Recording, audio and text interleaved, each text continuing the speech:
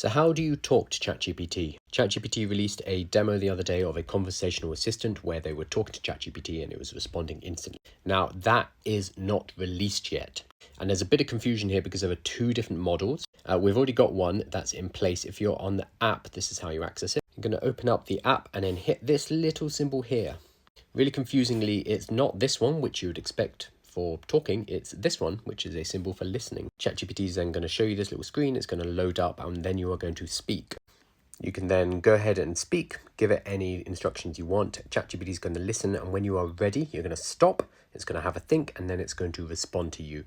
So this particular conversation model we've had for a couple of months already. This is the voice model that you might have heard called Dan, because people really like his voice and some people have apparently fallen for him. Now this model, Dan, is going to be phased out and it's being replaced by what we saw at the OpenAI conference on Monday. The new model is a much more advanced conversational assistant, which is much more real time. So the thing about Dan right now is what it's actually doing is just voice recognition. I will say something, it is transcribing what I'm saying into text, and then ChatGPT is responding in text and reading that text out to me. It's not truly a audio to audio conversation, it's everything going via text. That also means there's a lot of latency, there's a bit of a delay, it's not a very free-flowing conversation with Dan. Still an extremely useful tool, but what we're about to get, the conversational assistant, should blow it out of the water. Now it looks like the people who are paying for premium ChatGPT, they're going to be the ones getting the conversational assistant.